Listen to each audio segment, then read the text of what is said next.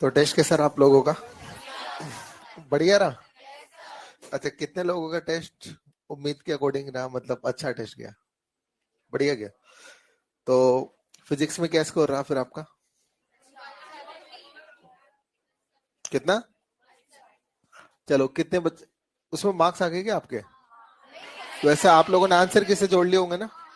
जोड़ लिए ना आंसर किसे? अभी मिली है क्या? तो उसमें आ गया मार्क्स, कितने कितने मार्क्स आ रहे हैं? सॉल्यूशन आंसर क्या आ गई होगी उसमें? तो जोड़े, कितने बच्चों ने जोड़ लिए मार्क्स, कितने आ रहे हैं? चलो, कितने बच्चों के फिजिक्स में 100 या उससे ऊपर है? 110 या उससे ऊपर? 120 या उससे ऊपर? 130 या उससे ऊपर? 140 या उससे ऊपर? 150 या उससे ऊपर? बढ़िया मार्क्स लेके आओ आप लोग इस बार। 160 या उससे ऊपर?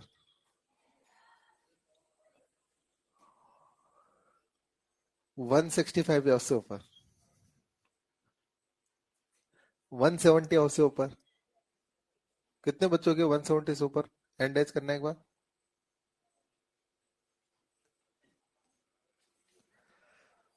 172 या उससे ऊपर? क्योंकि 172 आएगा उसके बाद में। 170 से ऊपर 172 ही हो सकता है। नहीं, 171 भी हो सकता है। हम्म। चलो, कितने बच्चों के पूरे में से पूरे हैं ये बताओ? अरे, किसमें गलती कर दी है? मैथ्स में? चलो ठीक है, तो पेपर निकाल लो एक बार पहले। पेपर बोला तो था मैंने आपसे। मैंने पेपर का बोला नहीं था कि आपसे। चलो ठीक है, इस बार नहीं बोला, कोई बात नहीं।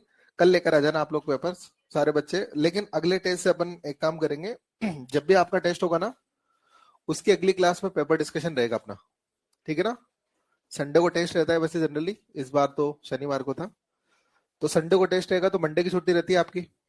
तो ट्यूसडे को जो क्लास रहेगी आपकी, उसमें हमेशा टेस्ट का डिस्कशन, मतलब जो टेस्ट पेपर है उसका डिस्कशन रहेगा। ठीक है? तो आज कुछ बच्चे पेपर नहीं लेके आए, तो आज डिस्कशन नहीं कर रहे अपन। अगली क्लास में डिस्कशन रख लेंगे पेपर का।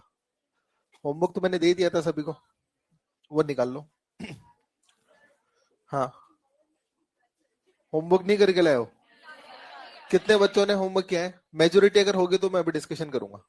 कितने बच्चों ने होमवर्क किया है ये बताओ पहले। कितने बच्चों ने नहीं किया है?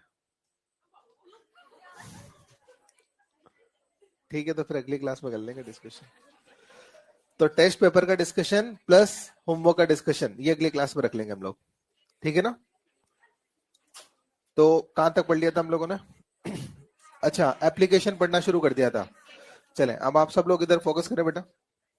देखो, पिछली क्लास में गॉस थ्योरम की एप्लीकेशन को हम लोगों ने पढ़ना शुरू कर दिया था। एक फॉर्मूला मैंने आपके लिखा था कि integration E dot D S is equal to Q enclosed upon में एप्सिलॉन नॉट। याद है आपको?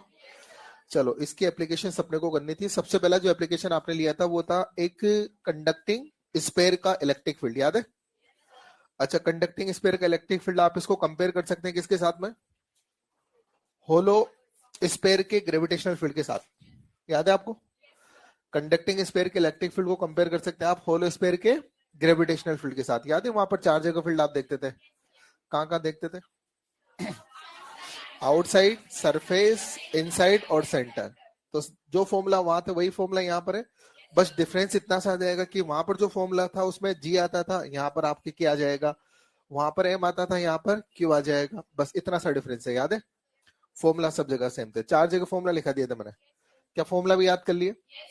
ये याद कर लेना, ठीक है ना? देखो, सबसे पहले तो आउटसाइड वाला फॉर्मूला क्या था? K Q by are square. ठीक है ना? और R is the distance from the centre. याद है? स्क्वायर के मामले में जो भी अपने फॉर्मूलाज बनेंगे वहां पर डिस्टेंस हमेशा सेंटर से ही ली जाती है, इस बात का ध्यान रखना। ठीक है? दूसरा फॉर्मूला क्या था आपका? सरफेस का। तो सरफेस के लिए फॉर्मूला था K Q by capital R square. Capital R is the radius. Clear है? इनसाइड के लिए जीरो और सेंटर के लिए भी जीरो। तो दो जगह जीरो था और दो जगह नॉन जीरो था।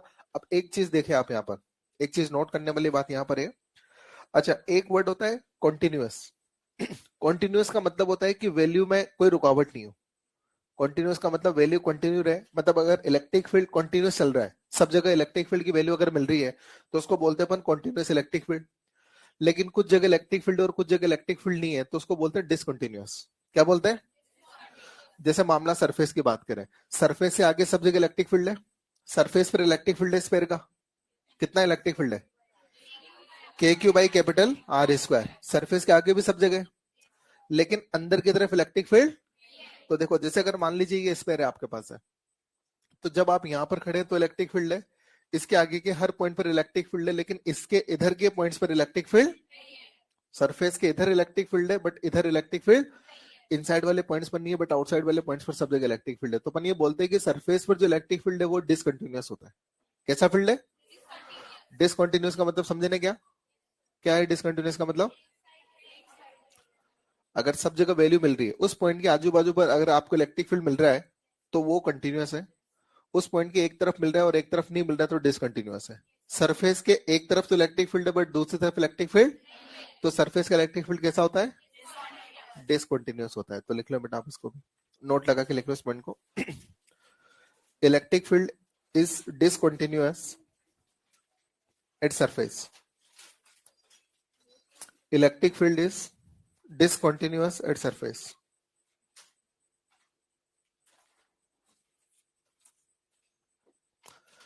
Electric field is discontinuous at surface. हो गया? चले अब देखें, इसमें ग्राफ वगैरह बनाते हैं हम लोग। अच्छा, कौन कौन इलेक्ट्रिक फील्ड और डिस्टेंस में ग्राफ बना के दे सकता है, जरा बताओ। इलेक्ट्रिक फील्ड डिस्टेंस में ग्राफ बना के कौन कौन दे सकता है? बना के दो, देखे। ई और आर में ग्राफ बना के दो। R is the distance from the centre. Same graph बनेगा जो आपने ग्रेविटेशन में बनाया होगा। ई और आर में ग्राफ बना के देना। बनाओ फटाफट से, कितने बच्चे बनाते हैं देखे ई और आर में।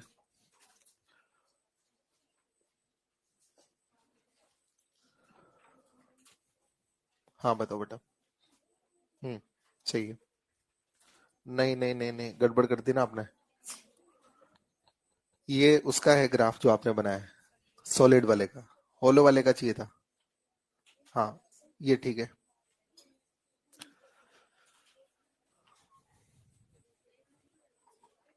बताओ बेटा, ग्राफ बना के बताओ फटाफट से। हाँ ठीक है, ग्राफ ई और आर में ग्राफ बना के दो फटाफट से। अरे सिंपल सी कहानी है, सेंटर पे जीरो है कि नहीं है? और कहां तक जीरो है? सरफेस तक। Small are equal to capital R होने तक क्या इलेक्ट्रिक फील्ड जीरो है ना? तो स्मॉल आर इक्वल टू मतलब सेंटर जीरो से, और small are equal to capital R तक तो ग्राफ होगा ही नहीं। बोलो, ग्राफ कहां से स्टार्ट होगा? कैपिटल आर, सरफेस से स्टार्ट होगा ना? और उसके आगे जो वेरिएशन है वो E proportional to one upon are square का वेरिएशन है। तो E proportional to one upon are square का शेप तो आप जानते ही है ना? बनाओ फटो। और ये ग्राफ आपने ग्रेविटेशन में बनाया है, तो फिर रिपीटेड ग्राफ है, ये तो बन जाना चाहिए आप सब लोगों से। बोलो, कितने बच्चों का ग्राफ बन गया, बताओ फटाफट से। ग्राफ कितने बच्चों का बन गया? ठीक है, वेरी गुड। देखो आप लोग इधर। अच्छा देखो बेटा, ये तो small are equal to zero है ना, और ये सरफेस मान लो small are equal to capital R. तो बताइए बेटा, सेंटर पे कितना फील्ड है? जीरो। सेंटर से लेकर सरफेस तक फील्ड कितना है? बोलो, जीरो है ना? जैसे आप सरफेस पर आएंगे तो इलेक्ट्रिक फील्ड बोलो कितना मिलेगा? के Q by capital R square. मिलेगा नहीं मिलेगा? अच्छा, और उसके आगे भी फील्ड मिलेगा, और उसके आगे का जो फील्ड है वो इस तरह से वेरी करेगा, और रिलेशन रहेगा E proportional to one upon are square. तो ये ग्राफ आपका हो गया। क्लियर है? कोई कंफ्यूजन इसमें? लिख दो बेटा इसको।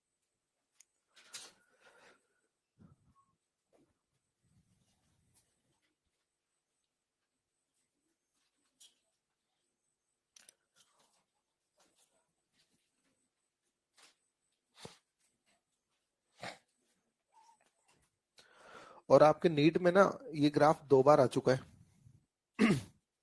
प्रीवियस ईयर के क्वेश्चंस में अगर आप देखोगे ना एक्सरसाइज 2 में, दो बार ये ग्राफ पूछ चुका है। सिर्फ ये ग्राफ, मतलब उसने कंडक्टिंग स्फीयर के इलेक्ट्रिक फील्ड के नाम पर ये दो बार ग्राफ पूछे। तो याद रखना है आपने को, है ना? अरे अरे, कुछ बच्चे इसको टच कर रहे हैं यहाँ पर।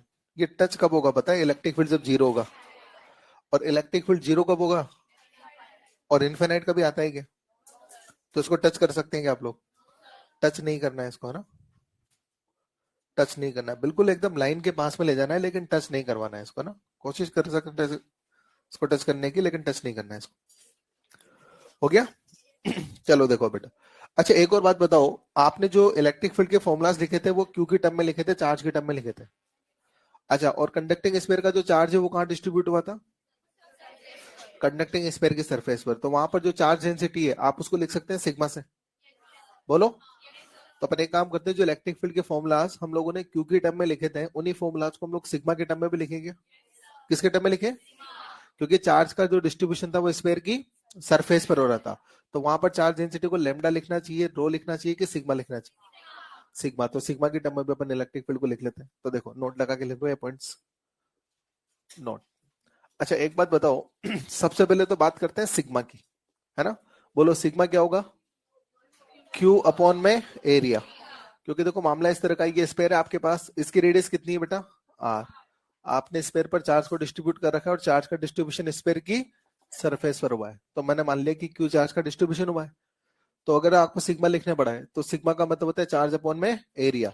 तो चार्ज तो मैंने मान लिया कि क्यू डिस्ट्रीब्यूट किया है। और एरिया कितना लिखोगे स्पेयर का? बोलो एरिया कितना लिखोगे?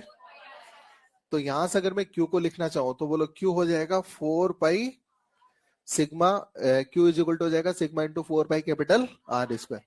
अब देखो सबसे पहले तो बात करते हैं सरफेस की। कहाँ की बात करें? देखो ई सरफेस की बात करते हैं। सरफेस का इलेक्ट्रिक फील्ड अपने को आता है लिखना। बोलो सरफेस का इलेक्ट्रिक फील्ड क्या था? K Q by capital R square. क्या यही था? देखो बेटा इस के को मैं खोल के लिख रहा हूँ 1/4 पाई एप्सिलॉन नॉट। कोई दिक्कत तो नहीं है? क्यू को मैं लिख रहा हूँ sigma into 4 pi capital R square.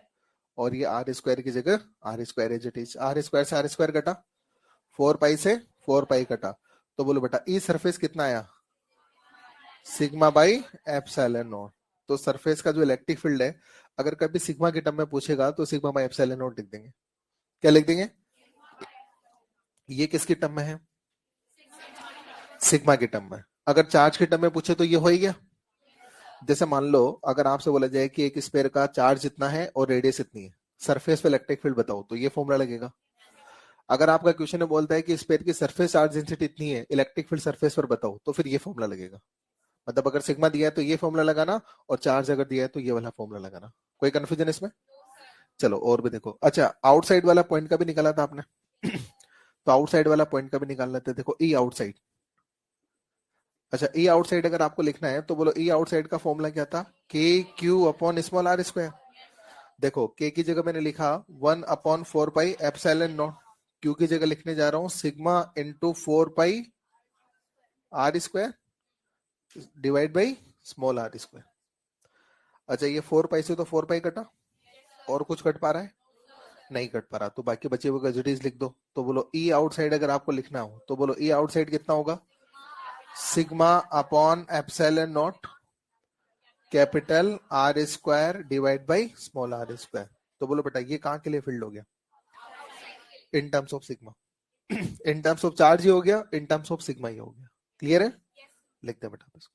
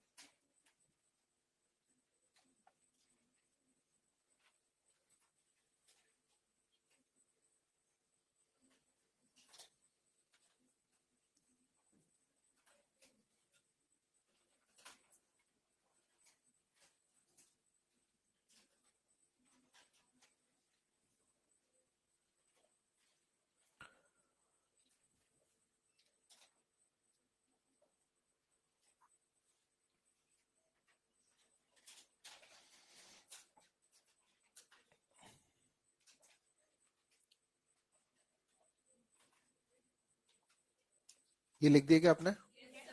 चलो बेटा, उसके बाद में एप्लीकेशन में सेकंड पॉइंट लिखो आप। एप्लीकेशन में लिखे सेकंड पॉइंट, लिखो electric field, electric field due to solid sphere, electric field due to solid sphere. अच्छा देखो, अब की बार स्फीयर कैसा है? सॉलिड है। सॉलिड और होलो में डिफरेंस बताया था मैंने आपको, क्या डिफरेंस है? अच्छा अच्छा, वेरी गुड वेरी गुड। होलो के अंदर मसाला नहीं होता है। अच्छा, सॉलिड के अंदर मसाला भरा हुआ रहता है।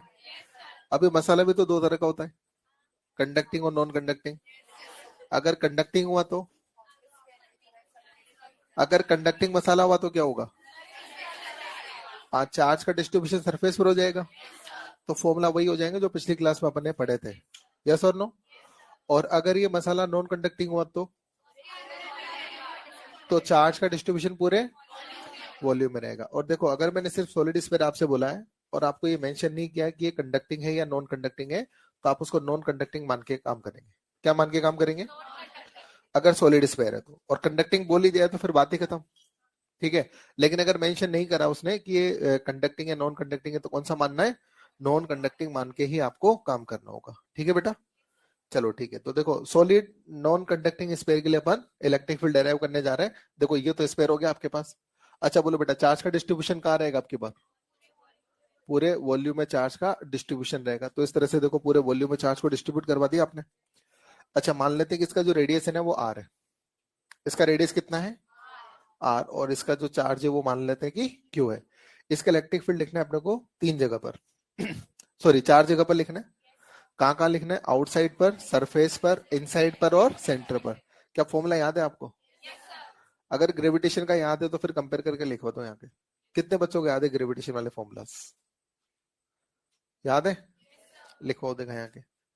अच्छा बोलो, ई आउटसाइड बोलो पहले तो। अगर आउटसाइड का अगर मैं पूछूं तो K Q by small are square. अच्छा, सरफेस का अगर पूछूं तो, सरफेस का अगर पूछूं तो K Q by capital R square. अच्छा, इनसाइड का पूछूं तो, अगर इनसाइड का पूछूंगा तो K Q small R upon में कैपिटल आर क्यू, यही होगा। और बोलो सेंटर का अगर पूछूंगा तो जीरो। सेंटर के लिए जीरो हो जाएगा ना। तो ये फॉर्मूला आ जाए आपके सॉलिड स्फीयर के लिए, सॉलिड नॉन कंडक्टिंग स्फीयर के लिए। ये तो फॉर्मूला देखो नेट के हिसाब से डायरेक्ट याद रखना है। अब इसका डेरिवेशन भी अपने, ठीक है।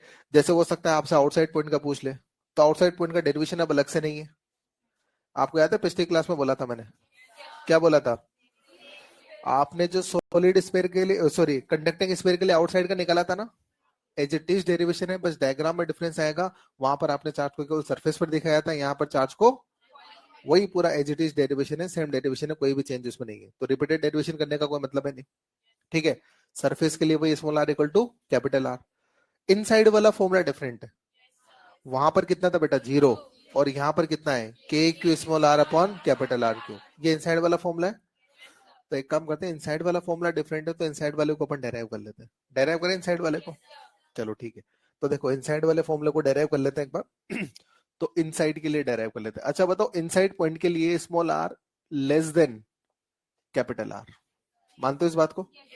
अगर कोई पॉइंट स्क्वायर के अंदर है तो small R will be less than, आपको पता है ना, small R is the distance from the centre and capital R is the radius. तो अब की बार जो सेंटर से डिस्टेंस होगी ना, वो रेडियस के बराबर होगी या उससे कम होगी? आपको पता है ना, आउटसाइड पॉइंट के लिए small R more than capital R, inside point के लिए small R is less than capital R, और सरफेस के लिए small R equals to capital R. ठीक है, ये बात अपन ने पिछली क्लास तक डिस्कस करी थी। तो देखो, अब इसका डेरिवेशन करते हैं एक बार, ध्यान से सुनो। जैसे ये तो आपका स्क्वायर हो गया, ठीक है ना। इसके पूरे वॉल्यूम में चार्ज का डिस्ट्रीब्यूशन है आपके पास। तो ये पूरे वॉल्यूम में हम लोग चार्ज को ऐसे डिस्ट्रीब्यूट करता हुआ दिखा देते हैं। पूरे वॉल्यूम में डिस्ट्रीब्यूशन दिखा दिया। अच्छा, स्क्वायर का रेडियस कितना है बेटा? कैपिटल आर स्क्वायर का रेडियस है। और अब की बार जो पॉइंट लेना है वो स्क्वायर के अंदर लेना है, इनसाइड लेना है। तो देखो, पॉइंट को मान लीजिए मैंने यहां ले लिया। ये आपका पॉइंट है जहां पर इलेक्ट्रिक फील्ड निकालना चाहते हो, और सेंटर से दूरी कितनी है? Small R. तो देखो, अब आपने को गॉस थ्योरम लगाकर इस पॉइंट का इलेक्ट्रिक फील्ड निकालना है। तो गॉस थ्योरम में कहती है कि जिस पॉइंट पर भी आपको इलेक्ट्रिक फील्ड निकालना है उस पॉइंट को इंक्लूड करते हुए एक क्लोज सरफेस इमेजिन करना है। क्या इमेजिन करें? अब क्लोज सरफेस किसी भी शेप की हो सकती है, लेकिन पिछली क्लास में मैंने आपको बताया था कि देखो सरफेस लेने में इस बात का ध्यान में रखना है कि ऐसी सरफेस ले जिसके लिए इंटीग्रेशन हम कर सके। सरफेस तो किसी भी शेप की ले लेंगे, रैंडम शेप की सरफेस भी ले लेंगे, लेकिन रैंडम शेप की सरफेस अगर ली तो फिर वहां पर ई डॉट डीएस का इंटीग्रेशन कर पाना पॉसिबल नहीं होगा।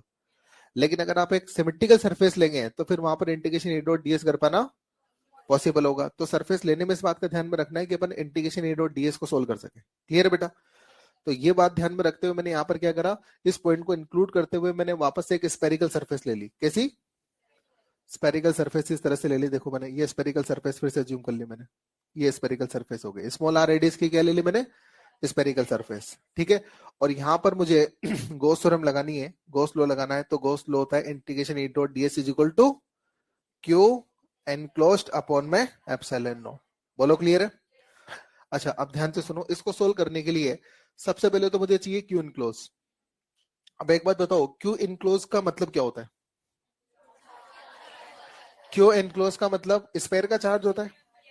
नहीं नहीं नहीं, क्यू इनक्लोज का मतलब स्पेयर का चार्ज नहीं होता। क्यू इनक्लोज का मतलब जो आपने गॉसियन सरफेस ली है उसमें इनक्लोज चार्ज होता है।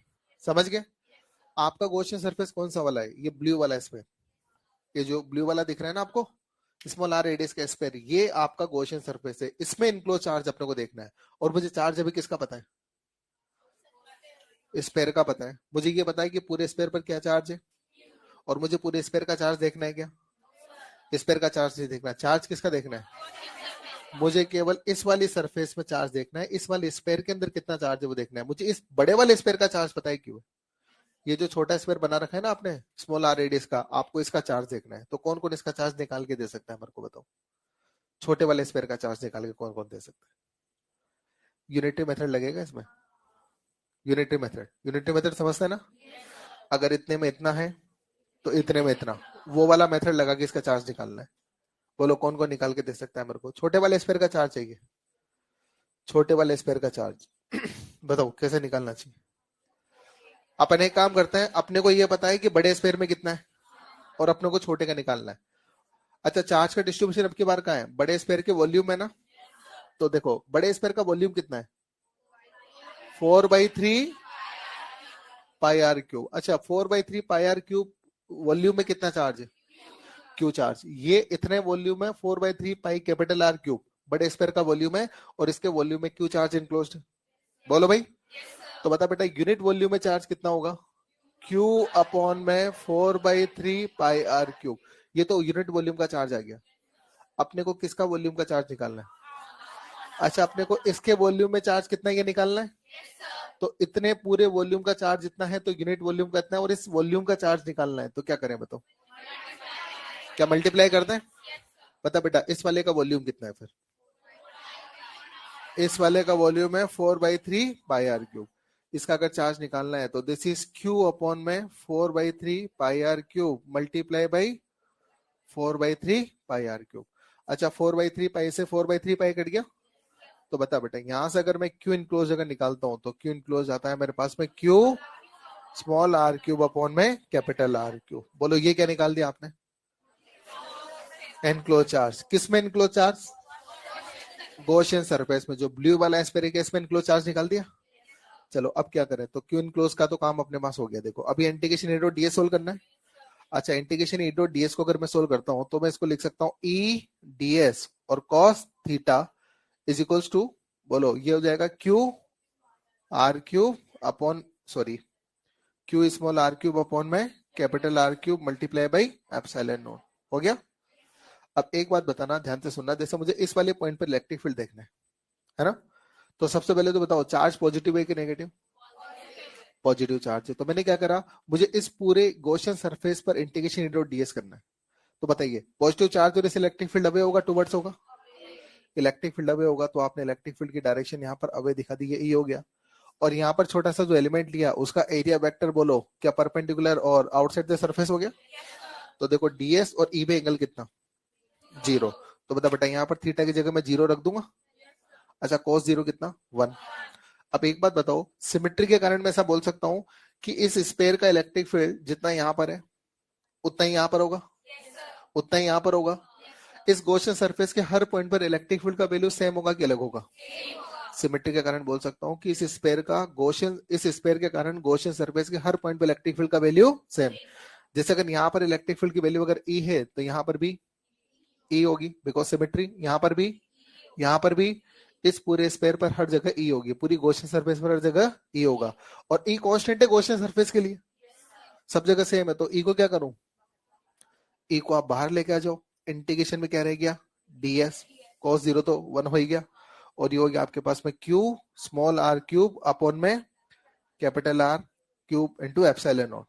अच्छा ds क्या था, इस गॉसियन सरफेस के एक एलिमेंट का एरिया, और इंटीग्रेशन ds क्या होगा, पूरी गॉसियन सरफेस का एरिया। और जो आपने गॉसियन सरफेस लिए वो स्फेरिकल लिए ना, तो बता बेटा गॉसियन सरफेस का एरिया क्या लोगे, 4 पाई कौन सा r, स्मॉल आर। तो ये आपके पास आ जाएगा E into 4 pi small r square is equals to Q are cube upon capital R cube epsilon naught. बोलो ये कट जाएगा इससे। तो यहां से अगर आप इलेक्ट्रिक फील्ड निकालोगे तो ये आपके पास आ जाएगा 1/4 pi epsilon not Q small r upon में कैपिटल R क्यूब। और अगर आप इसको सोल्व करके लिखोगे तो E इज इक्वल्स टू आपके पास आ जाएगा के क्यू स्मॉल r अपॉन में कैपिटल R क्यूब। ये इसका डेरिवेशन है। और मैं फिर बोल रहा हूँ डेरिवेशन केवल बोर्ड एग्जाम में आता है, अपने नीट में कोई डेरिवेशन पूछा नहीं जाता है। क्लियर है बात? तो ये देखो फॉर्मूला तो याद रखना है, ये तो नीट के हिसाब से याद रखना है, लेकिन इसका डेरिवेशन अगर अपने बोर्ड एग्जाम में आ जाता है तो डेरिवेशन में अपन इनसाइड पॉइंट का कर सकते हैं। क्लियर है बेटा? अच्छा ये तो कहाँ का निकाला आपने, इनसाइड का। अच्छा सेंटर का निकाले क्या, बोलो सेंटर पे स्मॉल आर को क्या रख दो। तो ये जो फॉर्मूला निकाला ना आपने इनसाइड के लिए, इस इनसाइड वाले फॉर्मूले में स्मॉल आर पुट 0। क्लियर है? और अगर स्मॉल आर को अगर 0 रखते हैं तो बोलो बेटा ई सेंटर कितना आ जाएगा, 0 आ जाएगा। क्लियर है? अब एक चीज और भी नोटिस करो आप लोग। जब अपन कंडक्टिंग स्फीयर पढ़ रहे थे तो कंडक्टिंग स्फीयर में अपन ने देखा था कि सरफेस के एक तरफ इलेक्ट्रिक फील्ड था और एक तरफ नहीं था। अगर इसको बिल्कुल सिंपल वर्ड्स में बोलूं, किसी पॉइंट के आजू बाजू अगर इलेक्ट्रिक फील्ड है तो अपन बोलते हैं कि इलेक्ट्रिक फील्ड कंटिन्यूअस है। किसी पॉइंट के आजू बाजू अगर इलेक्ट्रिक एक तरफ है और एक तरफ नहीं है तो डिसकंटिन्यूअस है। कंडक्टिंग स्फीयर के मामले में क्या था, डिसकंटिन्यूअस होता है। उसका रीजन समझ में आया, सरफेस के एक तरफ इलेक्ट्रिक फील्ड था बट दूसरी तरफ नहीं था, तो आपने बोला था कि सरफेस का इलेक्ट्रिक फील्ड डिसकंटिन्यूअस है। अच्छा यहाँ पर क्या बोलना चाहिए, ऐसा बोलना चाहिए पक्का, क्यों बोलना चाहिए बताओ जरा समझो। अच्छा क्या सर्फ जैसे मान लो ये स्फीयर की सरफेस हो गई, ठीक है, सरफेस के इधर फील्ड है और क्या सरफेस के इधर भी फील्ड है, बिल्कुल अब की बार अंदर भी फील्ड है। तो सरफेस के दोनों तरफ फील्ड है, सरफेस के आजू बाजू अगर फील्ड मिल रहा है तो सरफेस पे इलेक्ट्रिक फील्ड कैसा है, जबकि कंडक्टिंग में ऐसा नहीं था, एक तरफ था बट एक तरफ नहीं था, तो आपने सरफेस पे डिसकंटिन्यूअस बोला। यहाँ पर दोनों तरफ ही फील्ड है तो आप क्या बोलोगे, सरफेस का इलेक्ट्रिक फील्ड कैसा है, कॉन्टिन्यूअस फील्ड है। किस किस के बाद समझ में आ गई, लिख दो बेटा इसको, ये लिख दो और इसके नीचे नोट लगा के लिख देना फिर।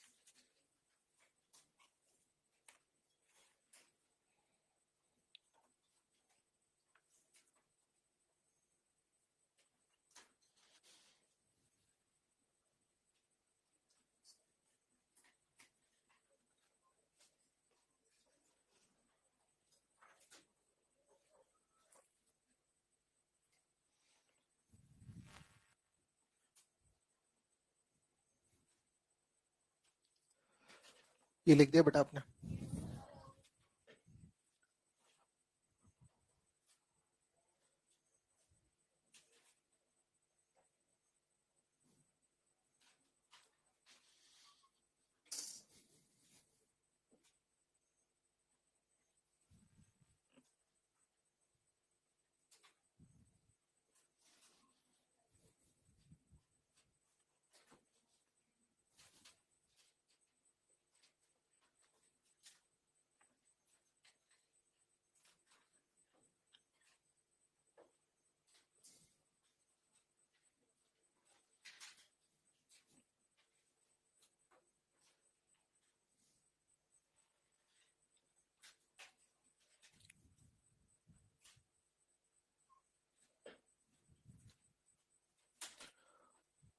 ये जब लिख दिया हो ना तो इसके नीचे नोट लगा के लिख देना।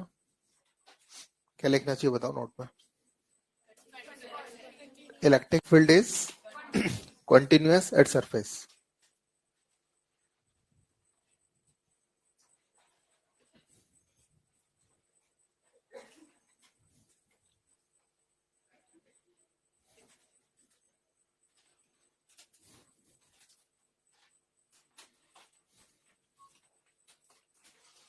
Electric field is continuous at surface. ठीक है। अच्छा, कौन कौन इसके ई और आर में ग्राफ बना के दे सकता है? ई और आर में क्या दे सकते हो बना के? बताओ देखे। ई और आर में ग्राफ बना के दो एक बार।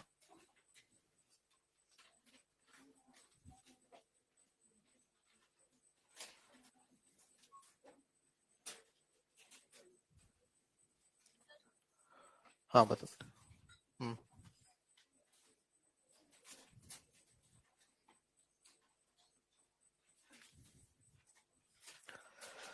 देखो रिलेशन आपके सामने, इक्वेशन आपके सामने। सेंटर पे जीरो है तो जीरो से स्टार्ट होगा ग्राफ, पहली बात तो। और इनसाइड का रिलेशन क्या है? डायरेक्ट प्रोपोर्शनल का रिलेशन है। देखो आप, इनसाइड का रिलेशन है ई प्रोपोर्शनल टू आर। तो इनसाइड का ग्राफ स्ट्रेट लाइन होगा पासिंग फ्रॉम द ओरिजिन। और आउटसाइड के लिए रिलेशन है E proportional to one upon are square. तो बताइए कौन कौन ग्राफ बना के दे सकता है? बताओ फटाफट से। दिखाओ, देखिए ग्राफ का, ग्राफ बनाकर और नोटबुक में दिखाओ शेप उसका। और सेम ग्राफ आपने ग्रेविटेशन में बनाए होंगे। बताओ ग्राफ बताओ। हाँ, ये लाइन है ना, ऐसे स्ट्रेट लाइन है। ठीक है बेटा। हाँ ठीक है। ठीक है। हम्म, लगभग सभी बच्चों का ग्राफ सही बना है। देखो तो पिछली बार और इस बार में केवल डिफरेंस अंदर का ही तो है। अच्छा, बार के लिए तो रिजल्ट सेम ही है ना। तो बार के लिए तो ग्राफ जो पहले था वही अब होगा। बस अंदर में डिफरेंस आ रहा है। पहले अंदर का इलेक्ट्रिक फील्ड जीरो था, बट अब की बार अंदर का इलेक्ट्रिक फील्ड जीरो। अब की बार अंदर के लिए रिलेशन है ई प्रोपोर्शनल टू आर का। तो देखो ई प्रोपोर्शनल टू आर है तो ये वाला ग्राफ बन जाएगा। बोलो ये बन जाएगा ना। तो अंदर के लिए रिलेशन हो जाएगा ई प्रोपोर्शनल टू आर। तो ये वाला ग्राफ हो जाएगा बेटा आपके पास। लिख दो इसको। अच्छा, एक और बात यहाँ पर जैसे पहले आपने स्पेयर का जो इलेक्ट्रिक फील्ड लिखा था वो सिग्मा के टर्म में लिखा था, क्योंकि चार्ज का डिस्ट्रीब्यूशन कहाँ था? अच्छा बताइए, अब की बार चार्ज का डिस्ट्रीब्यूशन क्या वॉल्यूम है? तो मैंने मान लिया कि स्पेयर का चार्ज है क्यू, और स्पेयर की जो रेडियस है वो मैंने मान ली आर। चार्ज क्यू मान लिया, इसकी रेडियस मैंने आर मान ली। तो बताइए अब की बार चार्ज डेंसिटी को क्या लिखे, लेमडा सिग्मा या रो? क्या रो लिखना चाहिए? तो देखो बेटा, चार्ज डेंसिटी आपके पास होगी रो, और रो इज इक्वल टू होगा चार्ज अपॉन में वॉल्यूम। तो वॉल्यूम बोलो कितना होगा, 4/3 पाई आर क्यू। बोलो ये वॉल्यूम हो जाएगा। तो अगर यहां से मुझे क्यू अगर लिखना हो तो बोलो बेटा क्यू कितना हो जाएगा, रो इंटू 4/3 पाई आर क्यू। बोलो ये वॉल्यूम हो जाएगा। तो ये आपने क्यू को लिख दिया। अब ध्यान से सुनो, देखो जो सरफेस का इलेक्ट्रिक फील्ड था, एक बार सब ध्यान देना। जो सरफेस वाला इलेक्ट्रिक फील्ड था पहले तो वो मुझे रो के टर्म में लिखना है। चलो लिखवा दोगे? कौन कौन सरफेस का इलेक्ट्रिक फील्ड रो के टर्म में लिखवा देगा? बताओ बेटा क्या करना चाहिए? या एक काम करो, आउटसाइड वाला लिख दो पहले तो। इसमें तो तीन जगह का लिखेंगे, आउटसाइड वाला, सरफेस वाला और इनसाइड वाला। ठीक है। तो पहले तो आउटसाइड वाला लिखवा दो जरा एक बार। आउटसाइड वाला होता है K Q by small are square. बोलो बेटा के की जगह 1/4 पाई एप्सिलॉन नॉट, क्यू की जगह rho into 4/3 pi r cube divide by small are square. अच्छा 4 पाई से तो 4 पाई कटा, और कुछ कटता दिख रहा है क्या? अच्छा ये कटता दिख रहा है। तो बोलो इस बचे हुए का समोट का लिखो तो क्या लिखो? ई आउटसाइड विल बी, बोलो क्या हो जाएगा? रो, सॉरी सॉरी सॉरी गलती कर दी मैंने, ये हो गया आर क्यूब और ये हो गया स्मॉल आर स्क्वायर, काटना नहीं चाहिए था वो ना। तो 4 पाई से तो 4 पाई कट ही रहे ना, तो ये हो जाएगा rho r cube upon 3 epsilon naught divide by small are square. बोलो क्लियर है? तो इस तरह से आपने आउटसाइड का इलेक्ट्रिक फील्ड लिख दिया। अच्छा दूसरी बात देखो, अगर सरफेस का देखना है, अगर ई सरफेस आपको देखना है तो ई सरफेस के लिए बोलो small are equal to capital R. Direct put करो ना, हाँ उससे भी कर सकते हो आप, लेकिन इसमें भी आप direct small are equal to capital R put कर सकते हो, इससे भी आ जाएगा। और चाहे अगर आपको पूरा सोल्व करना है तो सोल्व करके भी देख सकते हो, रिजल्ट सेम आएगा। तो अगर ई सरफेस अगर निकालना पड़े अपने को, तो ई सरफेस अगर निकालना पड़े तो रो अपॉन में 3 एप्सिलॉन नॉट, और ये हो जाएगा आर क्यूब अपॉन में आर स्क्वायर। तो ये अगर आप सोल्व करोगे तो रो आर अपॉन में 3 एप्सिलॉन नॉट। बोलो ये कहाँ का गया? सरफेस का गया। बोलो क्लियर है? चले उसके बाद में इनसाइड का भी लिखवा दोगे? चलो लिखवा दोगे इनसाइड का। आप निकाल के देना चाहते हो इनसाइड का? चलो आप खुद निकाल के दो इनसाइड का, मैं सोल्व कर रहा हूँ बोर्ड पे, लेकिन आप इनसाइड का अपनी तरफ से निकाल के दो।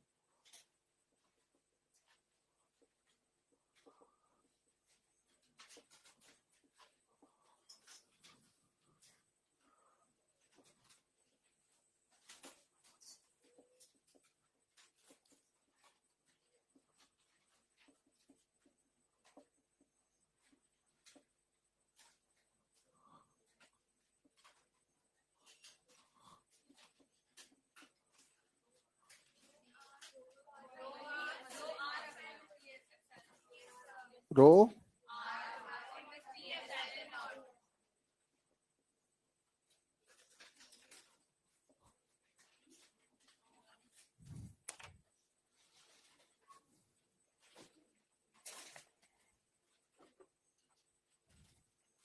कोई डाउट है इसमें किसी को?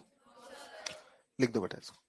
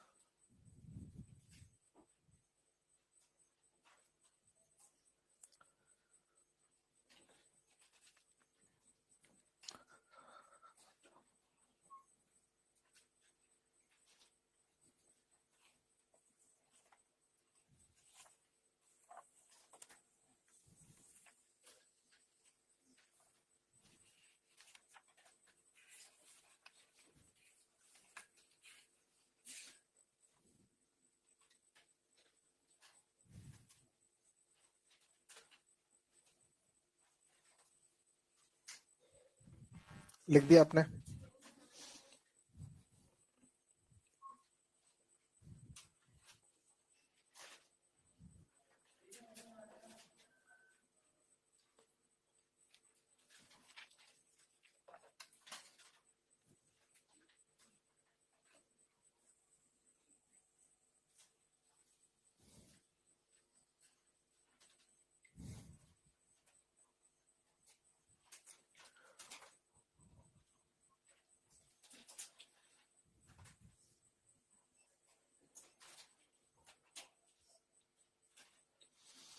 चलो ये तो इसके फॉर्मूलाज हो गए, इस पर न्यूमेरिकल करते हैं।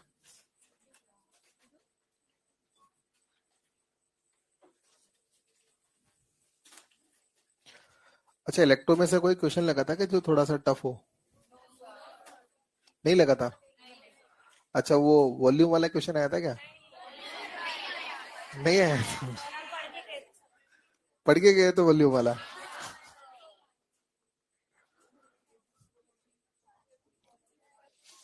अगले टेस्ट में दे दे। अगले टेस्ट में दे दे। नहीं, पूरा नहीं आएगा। पूरा नहीं आएगा। इलेक्ट्रिक फील्ड लाइन से आएगा। सिलेबस अभी बता देता हूँ। इलेक्ट्रिक फील्ड लाइन से इलेक्ट्रोस्टेट एंड तक। बैक इस बार बैक पोर्शन नहीं आएगा, अगले टेस्ट से आता है, थर्ड वाले से आता है शायद। इस बार से नहीं आता बैक पोर्शन। सेकंड वाले से बैक पोर्शन नहीं आता। थर्ड माइनर से बैक पोर्शन आना स्टार्ट हो जाता है, थर्ड या फोर्थ। नहीं, 11th क्लास का वही चैप्टर आएगा जो यहाँ पढ़ा दिया जाएगा 12th में। नहीं, ऐसे नहीं आएगा, डायरेक्ट नहीं आएगा।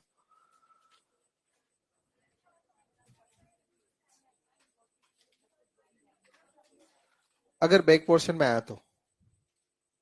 अगर वैसे तो क्या होता है कि थर्ड या फोर्थ माइनर से बैक पोर्शन आना स्टार्ट हो जाता है, तो बैक पोर्शन आएगा तो उसमें या तो इलेक्ट्रोस्टेट ही आएगा या फिर रेऑप्टिक्स ही आएगा। अगर इलेक्ट्रोस्टेट आया तो पूरा आएगा, और रेऑप्टिक्स बैक पोर्शन में आया तो पूरा आएगा। एक ही आएगा दोनों में से, लेकिन अगर आया तो। हो गया। चलो अब इसमें न्यूमेरिकल करते हैं। लिखे। लिखे, radius of a conducting sphere is capital are.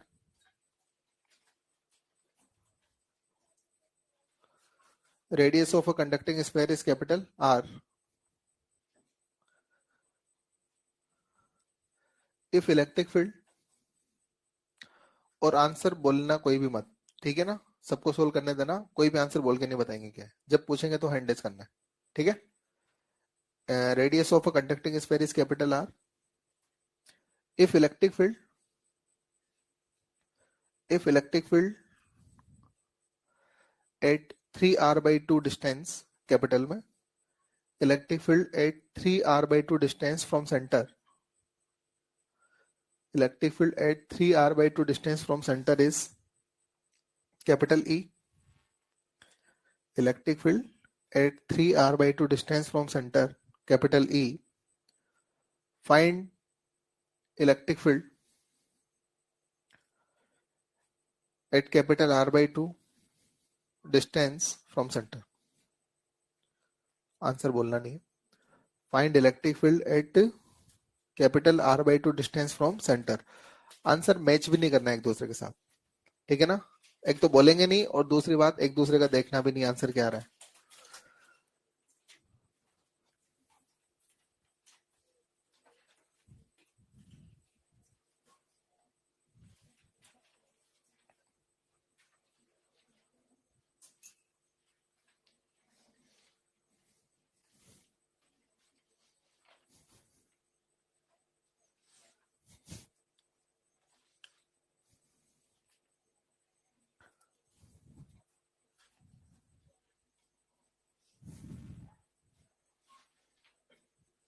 कितने बच्चों का आंसर आ गया?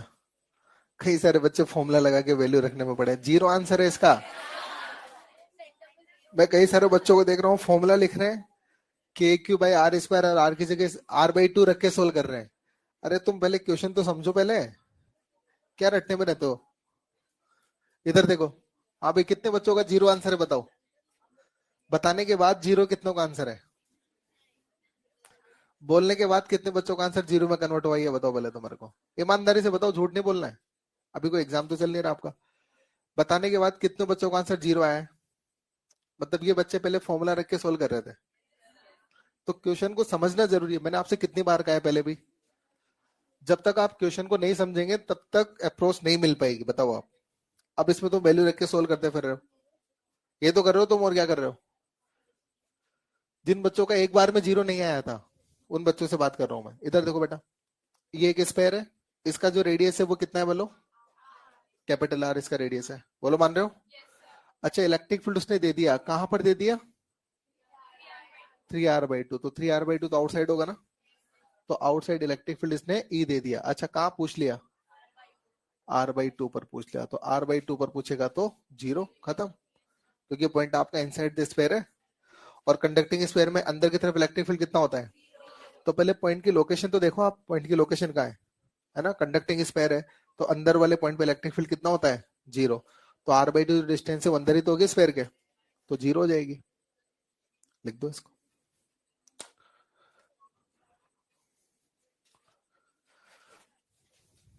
अगला,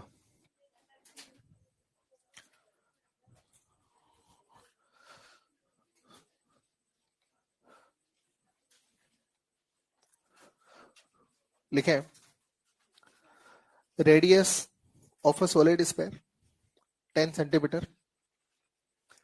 radius of a solid sphere is 10 centimeter.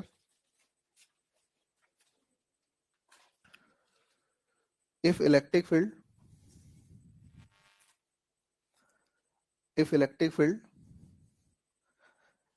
is 100 volt per meter, electric field is 100 volt per meter at 20 centimeter from center. If electric field is 100 volt per meter at 20 centimeter from center, find electric field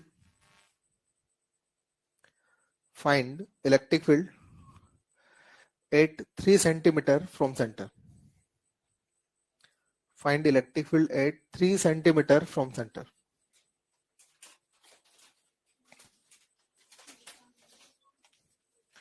अच्छा, अब की बार sphere कौन सा है?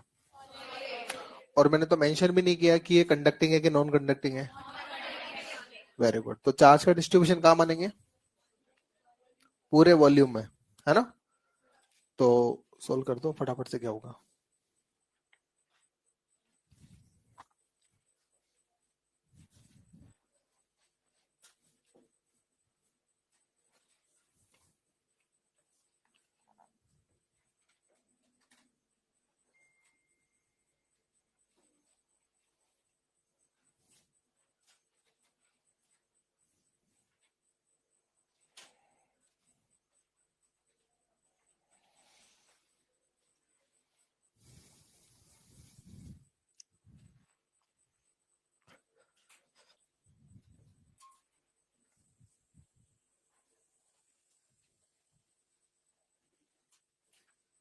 बताओ कितना? 120।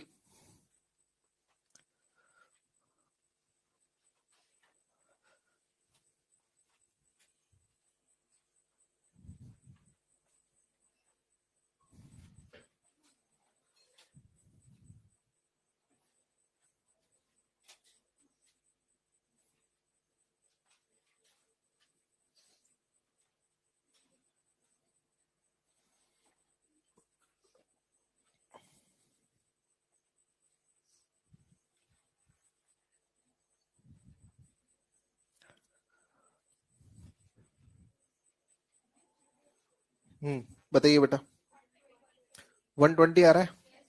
हाँ भाई, कितने बच्चों के 120 आ रहा है बताओ? 120। ठीक है, तो 120 सही आंसर है। एक बार बोर्ड पे देखना सब लोग, पहले इसको समझ लेते हम क्या बोलना चाह रहा है। इधर देखो बेटा आप सब लोग, देखो ये स्पेयर हो गया आपके पास। अच्छा, इसका जो रेडियस है ना वो 10 सेंटीमीटर आपको दिया हुआ है। इसका जो रेडियस है बोलो वो कितना दिया हुआ है? चार्ज में क्यू अपनी तरफ से मान लेता हूँ, इसने दिया नहीं है, मैं अपनी तरफ से मान लेता हूँ चार्ज इसका क्यू। अच्छा, इलेक्ट्रिक फील्ड अपने को कहाँ दिया हुआ है? 20 सेंटीमीटर। तो ये 20 सेंटीमीटर पर कोई पॉइंट है, और यहाँ पर इलेक्ट्रिक फील्ड E1 आपको दिया है, बोलो कितना दिया हुआ है? 100 वोल्ट पर मीटर। बोलो भाई। अच्छा, कहाँ पूछ लिया है? 3 सेंटीमीटर। तो 3 centimetre is the inside point. तो यहाँ पर इलेक्ट्रिक फील्ड आपसे पूछ लिया है, ये इलेक्ट्रिक फील्ड कितना होगा, और ये डिस्टेंस है 3 सेंटीमीटर पर। ये आपका सवाल हो गया। पहले तो क्वेश्चन समझे नहीं समझे? इलेक्ट्रिक फील्ड आपको आउटसाइड का दिया है और इनसाइड आपसे इलेक्ट्रिक फील्ड पूछा है, रेडियस अपने को पता है। ठीक है भाई। सबसे पहले तो बताइए बेटा, अगर मैं E1 को लिखना चाहता हूं तो बोलो E1 को मैं क्या लिखूं? आउटसाइड पॉइंट है ना, तो E1 हो जाएगा KQ/r²। बोलो क्लियर है? और बोलो ये कितना हो जाएगा? 100। बोलो, इसको मैं लिख सकता हूँ KQ में, बोलो स्मॉल r की जगह, बोलो बोलो, क्या 20 हो जाएगा? अच्छा एक बात बताओ, 20 सेंटीमीटर मतलब 20 × 10⁻⁻2 मीटर। तो ये हो जाएगा 20 इंटू 10⁻⁻² का स्क्वायर इक्वल टू 100। बोलो क्लियर। तो यहां से अगर मैं के क्यू की वैल्यू निकालता हूं तो बोलो बेटा के क्यू कितना आता है। क्या आता है मेरे पास 100, इसको भी ऊपर ले जाओ तो हो जाएगा 400 इंटू 10⁻⁻4। ये कट जाएगा तो ये आपके पास आ जाएगा 4 इंटू 10⁻⁻4। बोलो ये किसकी वैल्यू आ गई, के क्यू की। This is equation number 1। कोई कंफ्यूजन है बेटा इसमें, कोई डाउट यहां तक। अच्छा अब मुझे कहां निकालना है इलेक्ट्रिक फील्ड, क्या हुआ।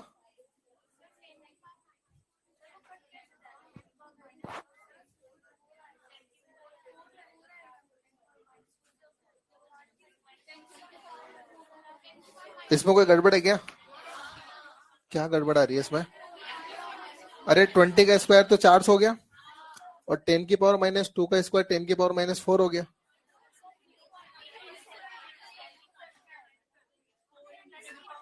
एक मिनट यार, एक मिनट, कोई भी एक बोलो।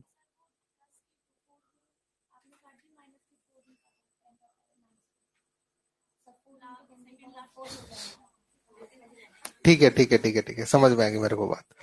तो जो के क्यू है वो 1 के बराबर, सॉरी के क्यू जो है वो 4 के बराबर हो जाएगा। तो के क्यू की वैल्यू आपने निकाल ली, बोलो के क्यू की वैल्यू कितनी आ गई, 4 के बराबर आ गई। ठीक है। अच्छा अपने को इनसाइड इलेक्ट्रिक फील्ड निकालना है, मतलब अपने को E2 निकालना है। तो बोलो E2 का फॉर्मूला क्या बनेगा, के क्यू स्मॉल आर अपॉन में कैपिटल आर क्यू।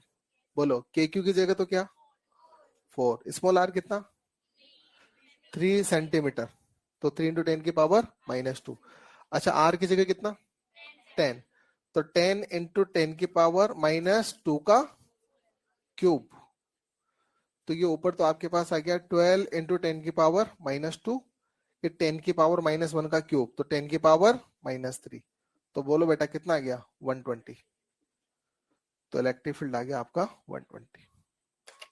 इसमें कोई कंफ्यूजन हो तो पूछो, कोई डाउट है इसमें किसी को, लिख दो।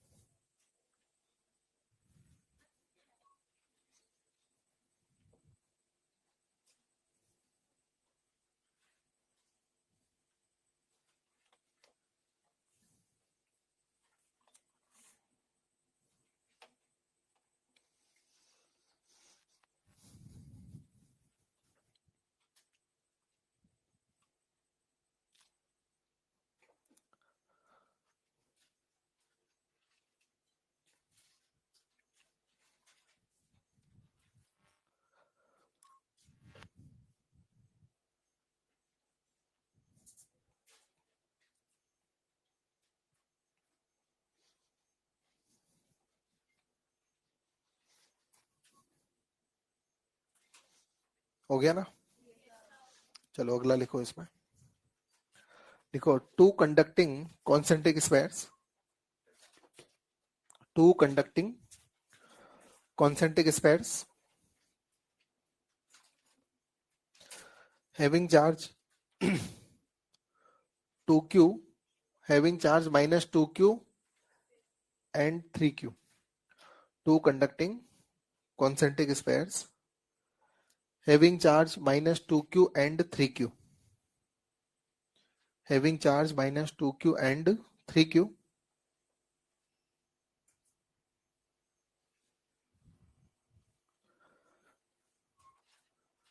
of radius a and b, small में लिखना, of radius a and b। ठीक है। देखो दो कॉन्सेंट्रिक स्फेयर हो गए, रेडियस उनकी ए और बी स्मॉल में। ठीक है। चार्ज कितना कितना है बेटा -2q and 3q। Find electric field, find electric field. अच्छा तीन जगह इलेक्ट्रिक फील्ड निकालना है, तीन जगह इलेक्ट्रिक फील्ड निकालना है। पहला है स्मॉल आर लेस देन ए, दूसरा स्मॉल आर, और ये तीसरा है ये लिख लो आप इसको ना। तीन जगह इलेक्ट्रिक फील्ड निकालना है।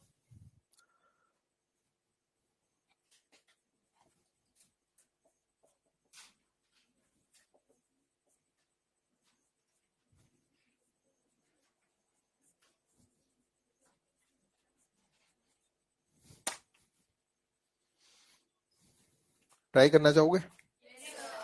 ठीक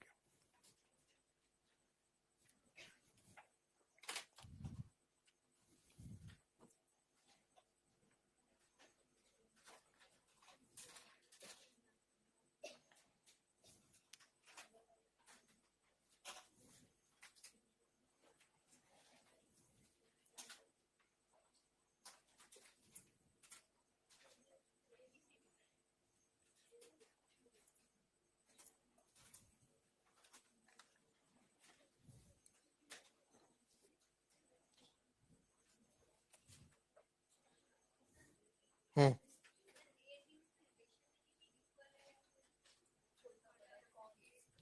मैंने ये नहीं बताया क्या? हाँ, तो A is less than B, A less than B मतलब ए छोटा है बी बड़ा है।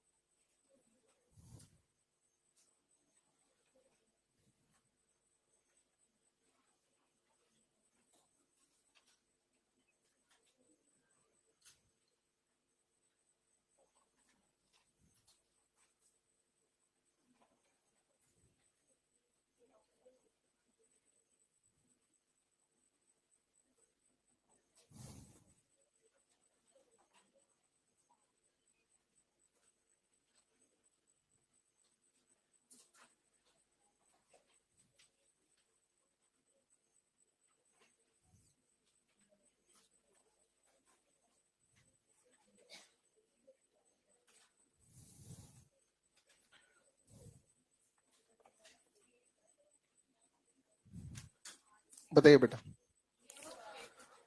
क्या फर्स्ट आ गया? हाँ, किस किस का आंसर इस वाले में आंसर किस किस का आ गया? बताओ क्या आंसर है? जीरो। इस वाले में, इस वाले में आपके पास आएगा, अच्छा ये चार्ज माइनस टू क्यू है ना, तो इसका इलेक्ट्रिक फील्ड आएगा टू के क्यू अपॉन में आर स्क्वायर। इस वाले में बोलो, इस वाले में आएगा K Q upon small are square. इस वाले में भी आएगा। ठीक है, चलो मैं सोल्व करके देता हूँ एक बार। बोर्ड पे देखना बेटा सब लोग, बोर्ड पे देखना आप सब लोग। अच्छा एक बार सब लोग इधर देख लेना, ध्यान से सुने। पहले अपन इसका डायग्राम बनाते हैं। देखो ये दो कॉन्सेंट्रिक स्पेयर हो गए। पहले तो एक स्पेयर ये हो गया और एक स्पेयर ये हो गया। ये दो स्पेयर हो गए। इसको दो तरह से बताऊंगा मैं आपको, गॉस थ्योरम से बताऊंगा और फॉर्मूला से बताऊंगा। अच्छा छोटे वाले का रेडियस बोलो कितना बेटा? स्मॉल है। बड़े वाले का बी। छोटे वाले पर चार्ज -2q और बड़े वाले पर चार्ज 3q। ये आपको दिया हुआ है ना? छोटे वाले पर चार्ज है -2q और बड़े वाले पर जो चार्ज है वो 3q। ठीक है, और अपने को इलेक्ट्रिक फील्ड निकालना है। इलेक्ट्रिक फील्ड कहाँ का निकालना है बताओ? अच्छा एक तो निकालना है आर इज लेस देन ए। इसका मतलब आर इज लेस देन ए वाला पॉइंट अगर मैं मार्क करता हूं तो क्या यहाँ कहीं होगा? तो दिस इज पॉइंट ए। दूसरा कहाँ निकालना है? ए से और बी के बीच में। अच्छा बोलो, ए तो यहां तक की डिस्टेंस है और बी यहां तक की है, तो यहां से लेकर यहां के बीच में निकालना है। तो दूसरा पॉइंट हो गया ये। और तीसरा पॉइंट कहाँ है? आउटसाइड। तो देखो तीसरा पॉइंट यहाँ हो गया। तो तीन जगह इलेक्ट्रिक फील्ड निकालना था अपने को, यहाँ पर और यहाँ पर। चलो सबसे पहले तो पॉइंट ए पर इलेक्ट्रिक फील्ड निकालते हैं। कहाँ निकालते हैं? चलो देखो पॉइंट ए पर इलेक्ट्रिक फील्ड निकालना है ना, पॉइंट ए की बात करते हैं। ध्यान से सुनो, मैं दो तरह से बताता हूँ इस क्वेश्चन को। इधर देखो आप लोग, पहले पॉइंट ए पर। तो अगर पॉइंट ए पर इलेक्ट्रिक फील्ड निकालना है तो बड़ा सिंपल सा तरीका है। आपके यहाँ पर दो स्पेयर है, दोनों का पहले अपना अपना कॉन्ट्रीब्यूशन देख लो। स्पेयर छोटे वाले का कंट्रीब्यूशन कितना है ए पर वो लिख लो, बड़े वाले का कंट्रीब्यूशन ए पर लिख लो, और दोनों के कंट्रीब्यूशन का अगर वेक्टर सम करोगे तो क्या नेट आ जाएगा?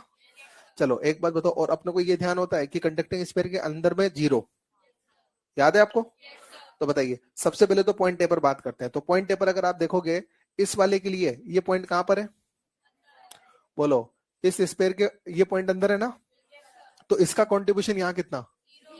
तो बताइए स्फीयर ए का कंट्रीब्यूशन बोलो कितना है?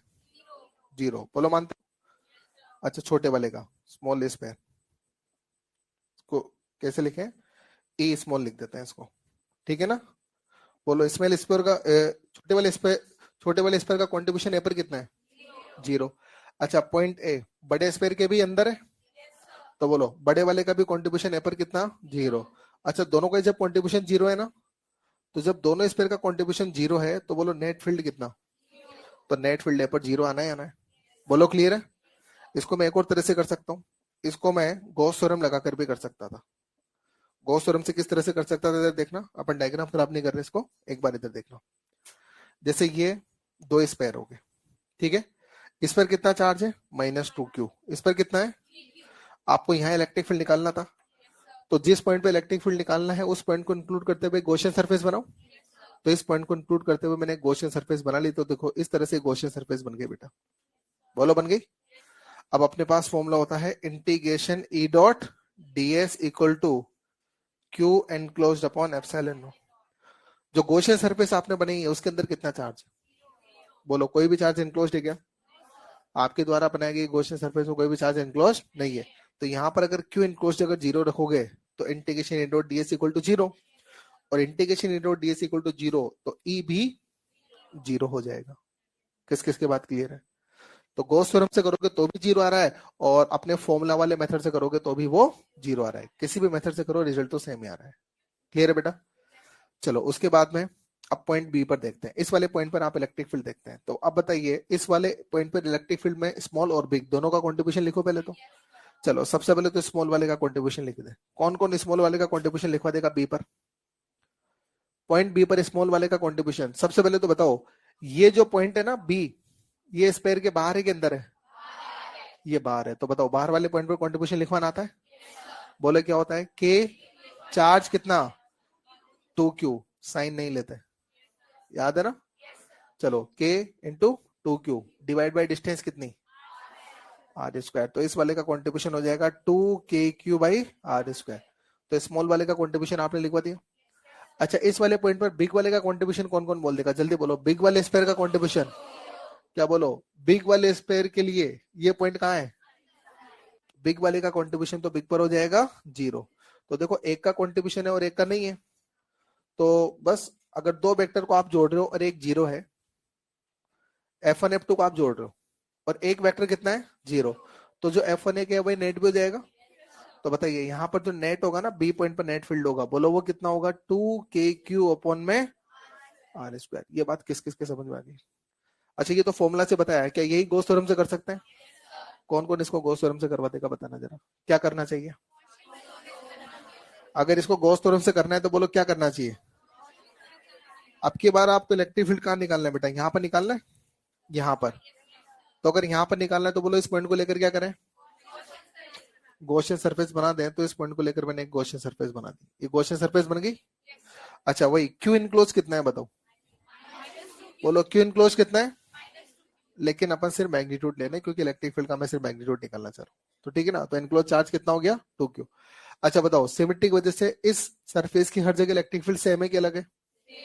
तो इलेक्ट्रिक फील्ड आ जाएगा आपका बाहर, और इंटीग्रेशन ds कितना हो जाएगा? 4 पाई आर स्क्वायर। सोल्व करोगे रिजल्ट वही आ जाएगा। किस किस के बात समझ में आएगी? तो गॉस थ्योरम से करें या फॉर्मूला से करें रिजल्ट तो सेम ही आए। अब आप अपने हिसाब से देख ले बेटा, आप किस में ज्यादा कन्वीनियंट है। अगर आप गॉस थ्योरम से कन्वीनियंट है तो उससे कर लें, और आप अगर फॉर्मूला में ज्यादा बेटर फील कर रहे हैं तो उससे कर लें। चॉइस दो है आपके पास करने के लिए। क्लियर है ना बात? चले उसके बाद एक और देखो यहाँ पर। अच्छा अब कहां पर निकालें? पॉइंट सी पर निकालते हैं। तो पॉइंट सी पर, तो पहले पॉइंट सी पर स्मॉल का भी कंट्रीब्यूशन देखना है और फिर बिग वाले का भी कंट्रीब्यूशन देखना है। देखो पॉइंट ये है आपके पास, आउटसाइड पॉइंट है। चलो कौन कौन ये बता देगा कि सी पर स्मॉल वाले का कंट्रीब्यूशन कितना है? सी पर स्मॉल वाले का कंट्रीब्यूशन कौन कौन लिखवा रहा है, जल्दी बोलो बेटा। हैंड रेज करो जो बच्चे बता सकते हैं। सी पर स्मॉल वाले का कंट्रीब्यूशन अच्छा ये देखो, ये रहा स्मॉल वाला स्पेयर, इसका कंट्रीब्यूशन सी पर चाहिए, ये पॉइंट इनसाइड या आउटसाइड? तो बोलो इसका कंट्रीब्यूशन क्या होगा? के, बोलो 2Q, हाँ बोलो 2Q divide by small are square. तो ये आपके पास आ जाएगा 2KQ अपॉन में आर। बिग वाले का कंट्रीब्यूशन बताओ, ये बिग वाला, इसका कंट्रीब्यूशन सी पर क्या लिखवा दोगे? तो ये हो जाएगा K 3Q divide by are square. तो ये आपके पास आ जाएगा 3KQ बाई आर स्क्वायर। लेकिन अब ध्यान से सुनना, पहले तो दोनों जीरो थे, तो नेट जीरो। पहले एक जीरो था और एक नहीं था, तो जो एक था वही नेट हो गया। अब की बात दोनों का कंट्रीब्यूशन है, और दोनों का कंट्रीब्यूशन है तो बोलो दोनों को जोड़ के 5 लिख दूं? नहीं, याद रखना इलेक्ट्रिक फील्ड वेक्टर है। अगर दोनों कंट्रीब्यूट कर रहे हैं तो फिर नेट दिखने के लिए दोनों का वेक्टर एडिशन करना पड़ेगा, और दोनों के फील्ड की डायरेक्शन ड्रॉ करनी पड़ेगी। तो कौन कौन दोनों का फील्ड का डायरेक्शन पॉइंट सी पर ड्रॉ करवा सकता है, बताओ? दोनों के फील्ड का डायरेक्शन पॉइंट सी पर ड्रॉ करवाना है। और आपको पता है कि फील्ड का डायरेक्शन जब ड्रॉ करते हैं तो इस बात का ध्यान रखते हैं कि इस पेपर पॉजिटिव चार्ज है या, अगर पॉजिटिव होता है तो अवे, और नेगेटिव होता है तो टुवर्ड्स। सबसे पहले तो बताओ स्मॉल वाले का चार्ज देखो, नेगेटिव या पॉजिटिव? इलेक्ट्रिक फील्ड अवे या टुवर्ड्स? बोलो बोलो। टुवर्ड, तो स्मॉल वाले का तो टुवर्ड्स स्फीयर हो जाएगा, और बिग वाले पर पॉजिटिव है तो इसका अवे हो जाएगा। तो बताओ क्या दोनों का कंट्रीब्यूशन करना है? तो ई बिग और ए स्मॉल दोनों एक दूसरे का अपोजिट है, और अगर दोनों एक दूसरे का अपोजिट है तो बोलो क्या करेंगे? सब्सट्रैक्शन। और सब्सट्रैक्शन हमेशा बड़ा माइनस छोटा, और क्या डायरेक्शन बड़े वाले की तरफ लेते हैं। तो ये बड़े का कंट्रीब्यूशन है छोटे का कंट्रीब्यूशन, तो ये वाली वैल्यू बड़ी है ना।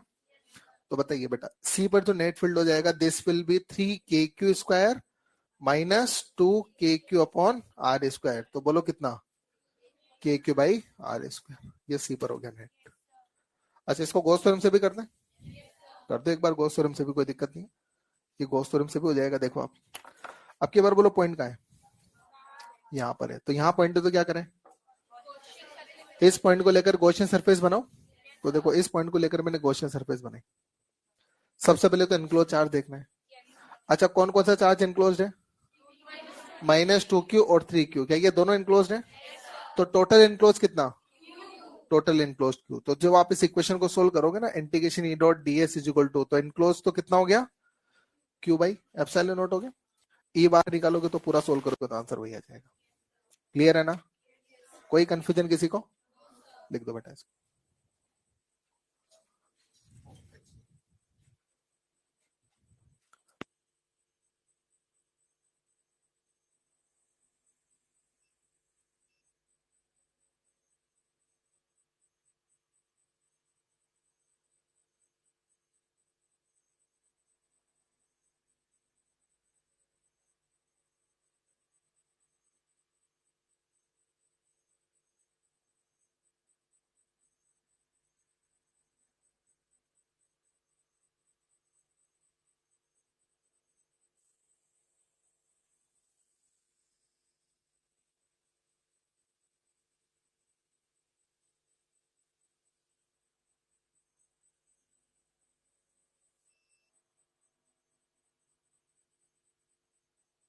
कितने बच्चों ने सोल्व कर दिया था इसको?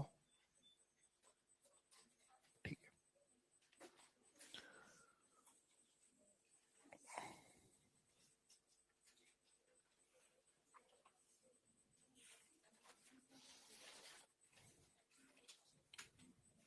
हो गया ना बेटा स्पेयर वाला?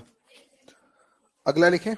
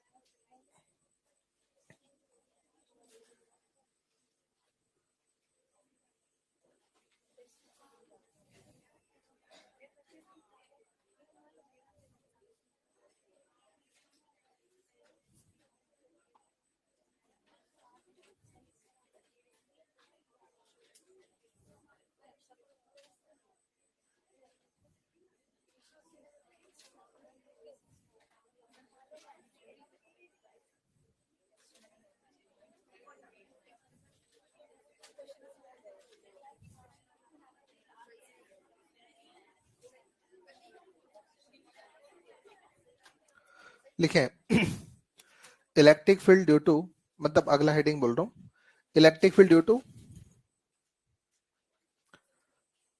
ये एप्लीकेशन ऑफ बोस थ्योरम में अगला पॉइंट है ना, electric field due to uniformly charge, electric field due to uniformly charge infinite plane sheet, electric field due to uniformly charge infinite plane sheet. देखो एक प्लेन शीट अपने पास है, उसका electric field अपने को निकालना है, ठीक है ना। इनफाइनाइट प्लेन शीट अपने पास है और उसका इलेक्ट्रिक फील्ड अपने, अच्छा इनफाइनाइट वैसे कुछ होता ही नहीं इस दुनिया में, इनफाइनाइट का मतलब एक लार्ज ऑब्जेक्ट, तो लार्ज शीट बोले या इनफाइनाइट शीट बोले मतलब एक ही है। देखो प्रैक्टिकली कोई इनफाइनाइट शीट किसी इनफाइनाइट साइज की शीट क्या नाम से हम लोग बना सकते हैं क्या? इनफाइनाइट शीट हम लोग नहीं बना सकते। तो अगर कोई डायमेंशन काफी लार्ज है, उसके लेंथ विड्थ अगर काफी लार्ज है तो अपन उसको इनफाइनाइट बोल देते हैं। ये पेपर देना बेटा एक बार देखो आप ऐसे समझो कि जैसे ये कोई शीट अपने पास है, ये प्लेन शीट है। अच्छा देखो शीट में क्या थिकनेस है क्या? नेग्लिजिबल, कोई थिकनेस इसमें नहीं है। अच्छा इसमें थिकनेस है या नहीं है? इसको मैंने चार्ज डिस्ट्रीब्यूट कर दिया, क्या डिस्ट्रीब्यूट किया? अच्छा बताओ जो भी मैं चार्ज दूंगा वो चार्ज कहाँ रहेगा? सरफेस पर, पक्का? इधर रहेगा इधर रहेगा? दोनों तरफ बोलने का मतलब तो थिकनेस आ गई इसमें, थिकनेस नहीं है। मैंने बोला इसमें थिकनेस, वो तो प्लेट में होती है थिकनेस, कि जैसे ये डस्टर है मेरे पास, जैसे एग्जांपल ये दे दो बेटा एक बार, जैसे ये नोटबुक देखो, इसमें थिकनेस है, अगर आप इसको चार्ज दोगे तो वो चार्ज कहाँ रहेगा? दोनों तरफ, इधर भी रहेगा और इधर भी रहेगा। तो एक चार्ज की लेयर इधर बनेगी और एक चार्ज की लेयर इधर बनेगी, तो इसमें चार्ज की दो दो लेयर रहेगी। अगर शीट के मामले में अगर अपन देखेंगे तो थिकनेस है या नहीं है? कोई थिकनेस इसमें नहीं है, तो चार्ज की एक सिंगल लेयर बनेगी इसमें। क्या बनेगी? तो जो चार्ज आपको इधर से दिख रहा है ना, वही चार्ज आपको इधर से दिख रहा है, एक सिंगल लेयर चार्ज बन रहा है यहाँ पर। सिंगल लेयर में चार्ज का डिस्ट्रीब्यूशन है, और अगर उस नोटबुक पे मैंने डिस्ट्रीब्यूट किया तो चार्ज की दो लेयर बनेगी, नोटबुक के इधर भी बनेगी और नोटबुक पे इधर भी। तो वो तो है मेटल प्लेट और ये है प्लेन शीट। समझ में आएगी बात? तो प्लेन शीट की अपन बात कर रहे हैं, तो यहाँ पर चार्ज की एक सिंगल लेयर बनेगी। तो देखो ये एक प्लेन शीट अपने पास हो गई इस तरह से, एक लार्ज प्लेन शीट हो गई। अच्छा चार्ज का डिस्ट्रीब्यूशन आपने इस पर कर रखा है इस तरह से, देखो ये चार्ज आपने डिस्ट्रीब्यूट कर रखा है, और मान लेते हैं कि चार्ज डेंसिटी इसकी सिग्मा है, कितनी है? अच्छा और इसका क्यू चार्ज है। अच्छा एरिया इसका ए मान लेते हैं, पहले भी बोला मैंने इनफाइनाइट दुनिया में कुछ होता ही नहीं, बस बहुत लार्ज ऑब्जेक्ट को अपन क्या बोल देते हैं। तो इसका जो सिग्मा होगा, सिग्मा तो बोलो सिग्मा क्या है इसका, और वैसे भी सिग्मा का मतलब होता है यूनिट एरिया का चार्ज। बोलो क्लियर है? तो इनफाइनाइट साइज की शीट है और उसके यूनिट एरिया में कितना चार्ज है? क्यू। तो इसकी चार्ज डेंसिटी को मैंने लिख दिया क्यू बाई ए। बोलो क्लियर? अच्छा ये शीट ना इस तरह से रखी है, इस तरह से ये शीट रखी है, तो बता बेटा इस शीट के कारण क्या इलेक्ट्रिक फील्ड प्रोड्यूस होगा? बोलो, इधर भी प्रोड्यूस होगा और इधर भी प्रोड्यूस होगा। अच्छा पॉजिटिव चार्ज है तो फील्ड अवे या टूवर्ड्स? तो अवे। बोलो क्लियर है? तो इस वाली शीट की वजह से बनने वाले अगर इलेक्ट्रिक फील्ड को अपन ड्रॉ करें, तो देखो इलेक्ट्रिक फील्ड इस तरह से ड्रॉ होगा इसका, इस वाले शीट का इलेक्ट्रिक फील्ड अगर आप ड्रॉ करें तो इस तरह से शीट का इलेक्ट्रिक फील्ड होगा। ये कौन कौन मानता है बोलो? ये किसका इलेक्ट्रिक फील्ड है? शीट की केवल इधर ही फील्ड है कि इधर भी फील्ड है? बिल्कुल इधर भी फील्ड है, तो इधर का फील्ड अगर आप ड्रॉ करना चाहेंगे तो वो इस तरह से होगा, बस डायरेक्शन अपोजिट होगी ना भाई। बोलो, तो अब इस वाली शीट का मैं इलेक्ट्रिक फील्ड जानना चाहता हूँ, इस वाली शीट का मैं इलेक्ट्रिक फील्ड कैलकुलेट करना चाहता हूँ कि कितना इलेक्ट्रिक फील्ड इस शीट ने प्रोड्यूस कर रखा है। ठीक है, तो देखो सबसे पहले तो शीट के इलेक्ट्रिक फील्ड को मैं लिखवा देता हूँ। तो इलेक्ट्रिक फील्ड जो होता है वो होता है सिग्मा अपॉन 2 एप्सिलॉन नॉट। ये इस शीट का इलेक्ट्रिक फील्ड हो गया। कितना इलेक्ट्रिक फील्ड है? Sigma by 2 epsilon not. ये इस वाली शीट का इलेक्ट्रिक फील्ड हो गया। अब एक चीज देखें, सिग्मा का मतलब तो क्या है? क्यू अपॉन में। अच्छा क्या इस वाली शीट, इस वाले फॉर्मूला में क्या डिस्टेंस आ रहा है क्या? क्या डिस्टेंस आ रहा है क्या? डिस्टेंस नहीं आ रहा। अरे आर आ रहा है क्या? आर नहीं आ रहा। इसका मतलब electric field does not depends on the distance. Electric field का डिस्टेंस पे डिपेंड करता है? इलेक्ट्रिक फील्ड डिस्टेंस पे डिपेंड, मतलब अगर इस वाली शीट का इलेक्ट्रिक फील्ड आप आर पर देखो, 2 आर पर देखो कि 3 आर पर देखो, सब जगह फील्ड क्या मिलेगा? सेम ही मिलेगा, फील्ड में कोई चेंज नहीं मिलेगा। कहने का मतलब अगर मैं बोलूं कि यार इस शीट के कारण 3 सेंटीमीटर पर इलेक्ट्रिक फील्ड बताओ, या 5 सेंटीमीटर पर बताओ, या 10 सेंटीमीटर पर बताओ, सब जगह फील्ड का वैल्यू इलेक्ट्रिक फील्ड डिस्टेंस पर डिपेंड नहीं करता। और जब कोई चीज डिस्टेंस पर डिपेंड नहीं करती ना, तो ई और आर में रिलेशन इस तरह से होता है कि ई प्रोपोर्शनल टू आर की power 0। That means E does not depends on the R, E does not depends on the distance. बोलो क्लियर है? तो अगर बताइए मैं अगर ई और आर में अगर यहाँ पर ग्राफ अगर ड्रॉ करता हूँ, किस किस में ग्राफ, ई और आर में अगर ग्राफ में ड्रॉ करता हूँ, तो देखो बेटा इस तरह का ग्राफ होगा। देखो E proportional to r to the power 0, मतलब आर चेंज होने के साथ इलेक्ट्रिक फील्ड चेंज हो रहा है कि नहीं हो रहा? इसका मतलब ये शीट जो है यूनिफॉर्म इलेक्ट्रिक फील्ड प्रोड्यूस कर रही है। कैसा? मैंने आपको यूनिफॉर्म का मतलब समझाया था। अगर फील्ड की वैल्यू टाइम के साथ, अगर फील्ड का वैल्यू चेंज नहीं हो रहा, सब जगह फील्ड का वैल्यू अगर सेम मिल रहा है, तो उस वैल्यू को अपन यूनिफॉर्म बोलते हैं। क्या बोलते हैं? तो देखो शीट जो इलेक्ट्रिक फील्ड प्रोड्यूस कर रही है वो एक यूनिफॉर्म इलेक्ट्रिक फील्ड प्रोड्यूस कर रही है, मतलब शीट का फील्ड जो है सब जगह आपको सेम मिलता है। ठीक है, तो देखो ये तो शीट के इलेक्ट्रिक फील्ड का फॉर्मूला हो गया, इलेक्ट्रिक फील्ड और डिस्टेंस में ग्राफ हो गया। अब करेंगे इसका डेरिवेशन, जो कि अपने बोर्ड एग्जाम के लिए रहेगा। क्लियर है? जैसे अपन स्पेयर में करे थे ना, दो तरह के स्पेयर लिए थे आपने, एक तो सॉलिड और एक होलो, मतलब एक तो कंडक्टिंग वाला केस लिया था और एक नॉन कंडक्टिंग वाला केस लिया था, याद है आपको? तो उसमें पहले तो अपन ने फॉर्मूला लिखे थे, और फॉर्मूला लिखने के बाद अपन ने उसके डेरिवेशन करे थे। तो यही चीज यहाँ पर करनी है, इसका फॉर्मूला तो लिख दिया। देखो फॉर्मूला तो नीट के लिए याद रखना है अपने को। क्लियर है? और रही बात डेरिवेशन की, तो डेरिवेशन अपन नीट के लिए, डेरिवेशन आपके बोर्ड एग्जाम के लिए हो जाएगा। तो देखो बेटा इसका डेरिवेशन किस तरह से होगा वो देखना आप एक बार, सब लोग एक बार बोर्ड पर अटेंटिव रहना। इसका डेरिवेशन बोर्ड एग्जाम के लिए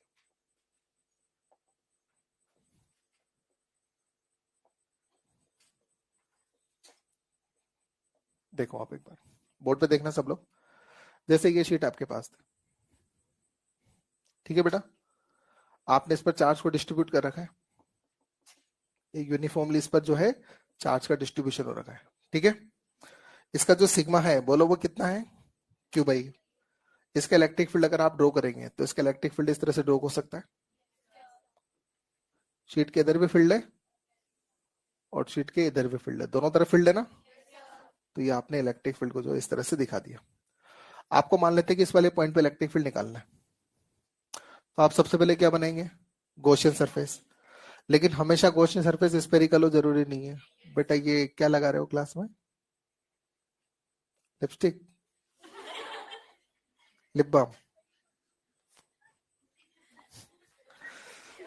तुम लोगों का अलग ही चलता है यार क्लास में। तो इधर देखो आप लोग,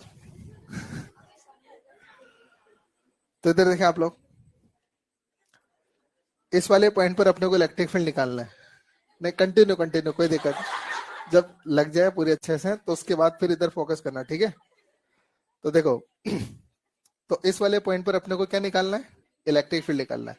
अच्छा, जब अपन वो स्पेयर वाले केस पढ़ रहे थे, तो आपने गॉसियन सरफेस ड्रॉ करी थी। तो जो गॉसियन सरफेस ड्रॉ करी थी वो किस तरह की थी? स्पेरिकल। हमेशा स्पेरिकल गॉसियन सरफेस हो ऐसा कोई जरूरी? अगर आप यहाँ पर स्पेरिकल गॉसियन सरफेस लोगे ना, तो फिर आप इसको सोल्व नहीं कर पाओगे। ठीक है ना? तो देखो यहाँ पर मैं गॉसियन सरफेस इस तरह की लूंगा जिसके लिए मैं इंटीग्रेशन भी कर सकूं, इंटीग्रेशन ई डॉट डीएस को मैं सोल्व कर सकूं। तो ध्यान से सुने, यहाँ पर जो मैं गॉसियन सरफेस लेने जा रहा हूँ वो सिलिंड्रिकल लेने जा रहा हूँ। क्या लेने जा रहा हूँ? इस वाले पॉइंट पे इलेक्ट्रिक फील्ड निकालना है ना मेरे को, तो इस पॉइंट को इसे इंक्लूड करते हुए, इस पॉइंट को इंक्लूड करते हुए मैं एक सिलिंड्रिकल गॉसियन सरफेस बना रहा हूँ बेटा। कैसी? तो देखो सिलिंड्रिकल गॉसियन सरफेस बना दी मैंने, इस पॉइंट को इंक्लूड करते हुए मेरा टारगेट है इस वाले पॉइंट पे इलेक्ट्रिक फील्ड को निकालना। बोलो क्लियर? अब देखो बेटा इलेक्ट्रिक फील्ड किस तरह से निकालेंगे, ध्यान से सुनना। ये तो आपकी गॉसियन सरफेस हो गई। अच्छा बताओ गॉसियन सरफेस में चार्ज इनक्लोज्ड है कि नहीं है? कौन सा वाला चार्ज इनक्लोज्ड है? केवल इतना चार्ज इनक्लोज्ड है। अरे समझ गए?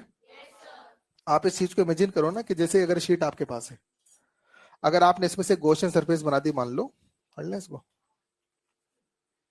अगर आपने इसमें गॉसियन सरफेस बना दी, तो जैसे ये सिलेंडर तो आपकी गॉसियन सरफेस है, तो बताइए ये जो शीट है ना इसका कौन सा चार्ज इनक्लोज्ड है इसमें? ये जो कैसा सेक्शन है ये? सर्कुलर क्रॉस सेक्शन में जो चार्ज आ रहा है क्या वही चार्ज इनक्लोज्ड है? तो इतना सा चार्ज इसके अंदर इनक्लोज्ड है। बोलो क्लियर है? अच्छा अगर मैं इसका एरिया ए कंसिडर कर लूं, इसका जो एरिया है मैं क्या मान लूं?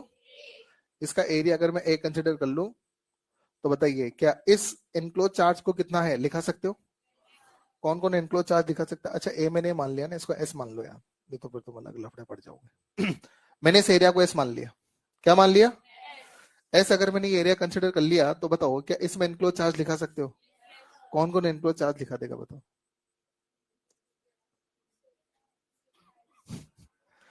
अबे नालायक को, कौन कौन एनक्लोज चार्ज लिखा देगा? एनक्लोज चार्ज लिखाना है बताओ। मैंने कितने एरिया का चार्ज पूछा है आपसे? अरे कहां पर चार्ज एनक्लोज्ड है? अरे इसमें, यहां पर। तो अगर ये एरिया ऐसे हुआ तो ये भी तो ऐसे हुआ कि अलग हुआ? अच्छा, ये है यूनिट एरिया का चार्ज सिग्मा, और मैंने आपसे एस एरिया का पूछा है। जल्दी बोलो फिर कितना? एन एनक्लोज चार्ज कितना? सिग्मा इंटू, क्या एनक्लोज चार्ज का सिग्मा इंटू एस होगा ना? अरे मैंने कितनी बार बताया कि तीन तरह की चार्ज डेंसिटी होती है, लैम्डा, सिग्मा और रो। लैम्डा दिया है तो लेंथ से मल्टीप्लाई करो, सिग्मा दिया है तो एरिया से, और रो दिया है तो मुझे यहाँ पर सिग्मा पता है और एरिया से मल्टीप्लाई करूंगा तो इसका चार्ज आएगा ना। तो बोलो कौन कौन एनक्लोज चार्ज लिखा सकता है? फटाफट बोलो, एनक्लोज चार्ज लिखाना है तो एनक्लोज चार्ज कितना? Sigma into. तो देखो सबसे पहले तो बात अपन एनक्लोज चार्ज के बारे में, बेल बज गई आपके तो सबसे पहले तो एनक्लोज चार्ज, तो बोलो एनक्लोज चार्ज बोलो कितना हो जाएगा? Sigma into S. ये तो पहला काम हो गया। अच्छा दूसरी बात, अब मुझे ये करना है, देखो इधर इंटीग्रेशन ई डॉट डीएस मुझे निकालना है। इसको मैं तीन पार्ट में तोड़ देता हूं, इसको तीन पार्ट में तोड़ देता हूं। कितने पार्ट में ब्रेक कर दिया? तीन पार्ट में ब्रेक कर दिया। देखो ये वाली सरफेस मैंने मान ली S1, ये वाली सरफेस मैंने मान ली S2, और ये वाली सरफेस मैंने मान ली S3। तो देखो सबसे पहले तो इसको S1 के लिए करना है, फिर S2 के लिए करना है, फिर S3 के लिए करना है। बोलो सबसे पहले तो S1 के लिए बताओ E और एरिया में कितना वेक्टर? अच्छा इसका जो एरिया वेक्टर होगा ना बेटा, परपेंडिकुलर और आउटवर्ड, इसका एरिया वेक्टर बताना, और इसका एरिया वेक्टर बोलो भाई। अरे परपेंडिकुलर और आउटवर्ड, तो ये S3 हो जाएगा। अच्छा बताओ ये S1 के लिए अपन डील कर रहे हैं, तो बोलो S1 के लिए electric field is parallel to S1। तो बोलो बेटा थीटा कितना? तो बताइए जब मैं जब इसको सोल्व करूंगा ना, इंटीग्रेशन E इंटू ds और cos जीरो, तो बोलो E पूरी सरफेस पर सेम है क्या लगे?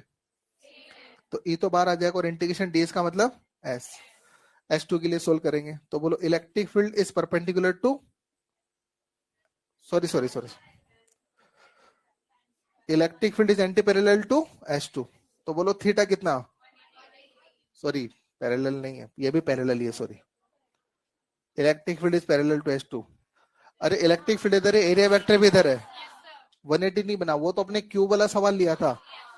इसमें तो जिधर इलेक्ट्रिक फील्ड उधर ही एरिया वेक्टर है ना।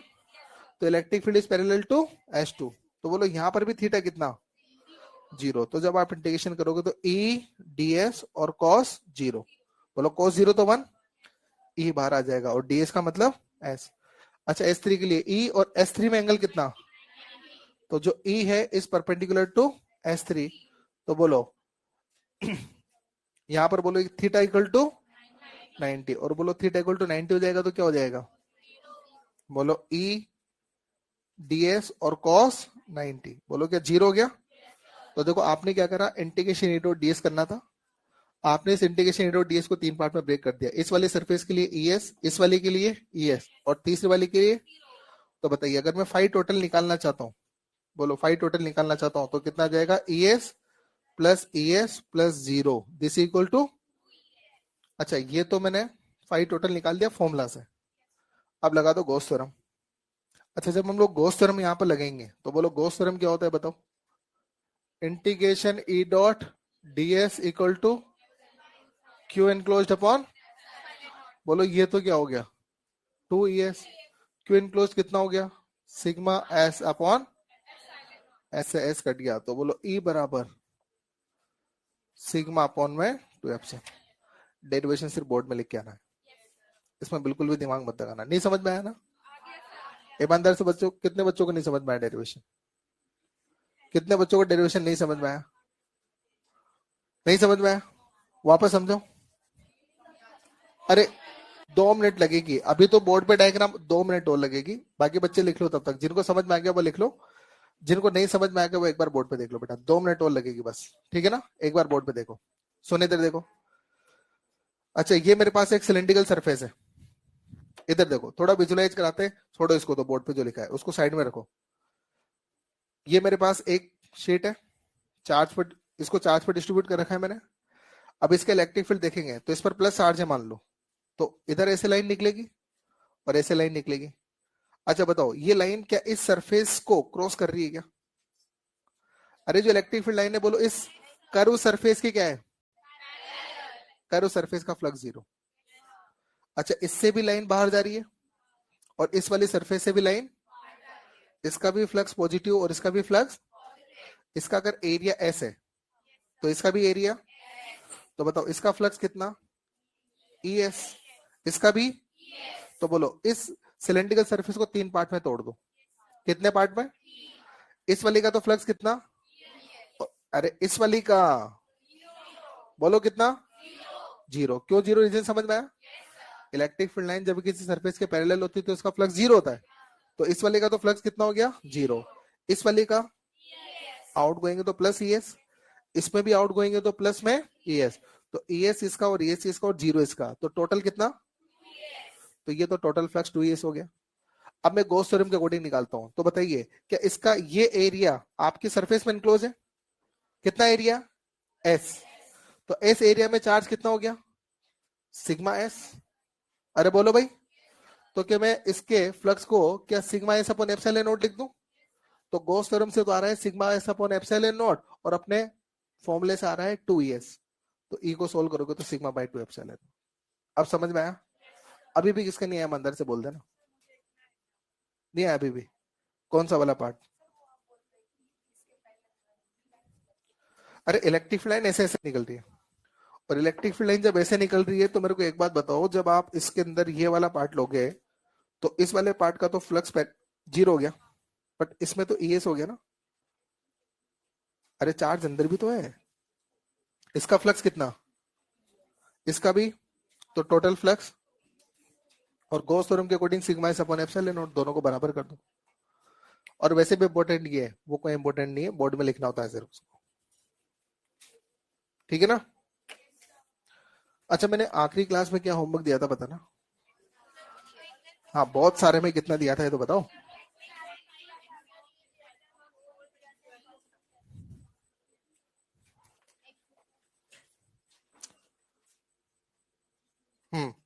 थोड़ा और वेट करते हैं, नहीं करे, कर दे। एक्सरसाइज 1 में 28, 30, 34, 35, 28, 30, 34 एंड 35। एक्सरसाइज 2 में 3, 9, 15, 32, और एक्सरसाइज 3 में 5। एक्सरसाइज 3 में क्वेश्चन नंबर 5, ठीक है।